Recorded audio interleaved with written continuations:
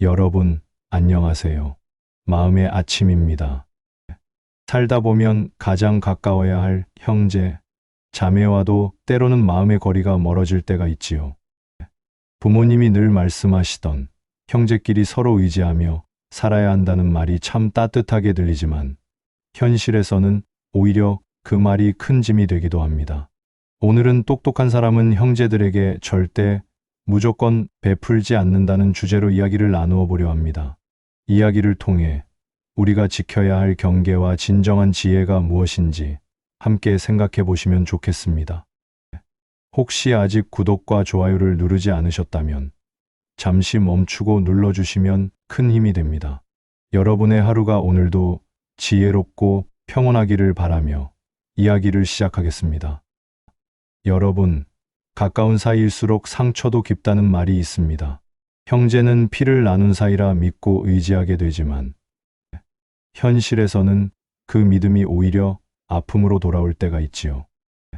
재산 문제나 돈 문제, 아주 사소한 오해 하나가 불씨가 되어 평생 얼굴을 보지 못하는 형제가 되기도 합니다. 부모님 묘 앞에서도 다투는 모습을 보면 참 안타깝습니다. 처음엔 서로 돕고 의지하려 했던 마음이 시간이 지나면서 왜 나만 더 해야 하느냐, 왜 나는 덜 받았느냐라는 불만으로 바뀌어 버립니다. 그 순간 고마움은 사라지고 남는 것은 원망뿐이지요. 부처님께서 말씀하셨습니다. 무분별한 보시는 탐욕을 키우고 받는 이의 마음을 약하게 만든다. 생각 없는 베풀문 결코 선행이 될 수 없습니다. 우리가 형제에게 무조건적으로 내어줄 때 그것은 사랑이 아니라 오히려 관계를 흔드는 독이 될 수도 있다는 사실을 잊지 말아야 합니다. 한 아버지가 있었습니다. 평생 성실히 일하며 모은 퇴직금을 손에 쥐고 이제야 노후를 준비하려던 때였습니다. 그런데 장남이 사업을 한다며 돈을 빌려달라고 부탁했지요. 아버지는 차마 거절하지 못하고 퇴직금 절반을 내어주었습니다. 꼭 갚겠다는 약속도 들었으니 마음을 놓을 수밖에 없었습니다. 하지만 시간이 흐르자 그 약속은 점점 변명으로 바뀌었습니다. 다른 형제들은 오히려 아버지를 원망했습니다. 왜 큰형만 도와주느냐? 왜 우리는 외면하느냐? 결국 화목하던 가족은 재산 문제로 갈라지고 말았습니다. 아버지는 늦게야 깨달았습니다. 내가 도와주지 않았다면 적어도 자식들이 원망하며 싸우진 않았을 텐데. 이렇듯 경계 없는 베풀문, 선의로 보이지만 때로는 오히려 소중한 관계를 무너뜨리는 시작이 됩니다. 여러분, 그렇다면 똑똑한 사람은 왜 형제에게 무조건 베풀지 않을까요? 그 이유는 세 가지 지혜에서 비롯됩니다. 첫째, 인간관계의 지혜입니다.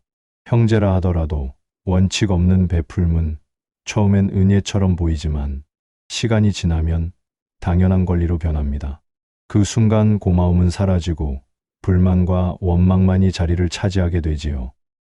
둘째, 사람의 본성을 알기 때문입니다. 받는데 익숙해진 마음은 점점 더 많은 것을 요구하게 됩니다. 형이니까, 동생이니까라는 말 뒤에는 감사가 아니라 책임과 희생을 강요하는 본성이 숨어 있습니다. 셋째, 관계를 지키는 방법을 알기 때문입니다. 때로는 차갑게 보이더라도 분명히 경계를 세우는 것이 오히려 형제 관계를 지켜줍니다. 무조건적인 베풀문 관계를 해치지만 공정함과 절제는 존중을 남기고 인연을 오래 이어주기 때문입니다. 불교의 가르침에서도 형제 관계에 대한 깊은 통찰을 찾아볼 수 있습니다. 부처님께서는 이렇게 말씀하셨습니다. 무분별한 보시는 탐욕을 키우고 받는 이의 마음을 약하게 만든다. 생각 없는 베풀문 결코 선행이 아니며 오히려 상대의 자립심을 꺾고 관계를 왜곡시킬 수 있다는 뜻이지요. 서양 철학자 쇼펜하우어도 비슷한 경고를 남겼습니다.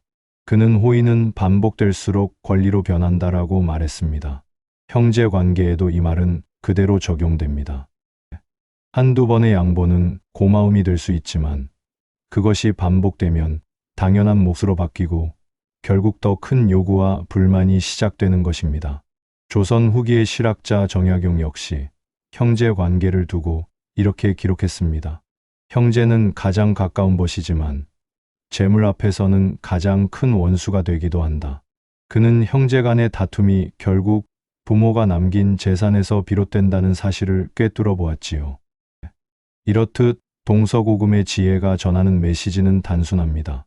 형제에게 무조건적으로 베풀지 말라는 것입니다. 그것은 인색함에서 비롯된 태도가 아니라 오히려 관계를 지키기 위한 지혜라는 사실을 잊지 말아야 합니다. 여러분, 오늘 나눈 이야기를 다시 정리해 보겠습니다.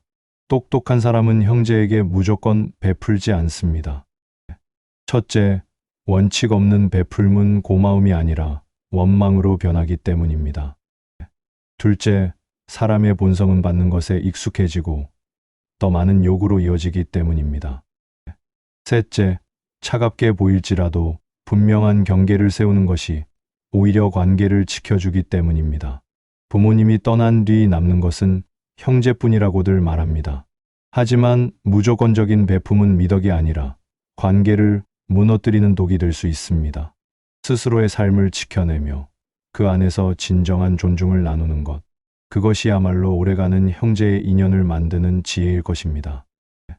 여러분은 어떻게 생각하시나요? 혹시 형제와의 관계 속에서 비슷한 경험을 하신 적이 있으신가요? 댓글로 나눠주시면 다른 분들에게도 큰 위로와 배움이 될 것입니다. 오늘도 마음의 아침과 함께 해주셔서 감사합니다. 여러분의 삶이 언제나 지혜롭고 평온하기를 바랍니다. 혹시 아직 구독과 좋아요를 누르지 않으셨다면 잠시 멈추고 눌러주시면 큰 힘이 됩니다.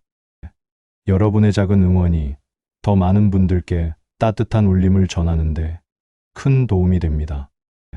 앞으로도 매일의 삶의 위로와 깨달음을 전해드리겠습니다. 여러분, 오늘 하루도 마음 편안히 보내시길 바랍니다.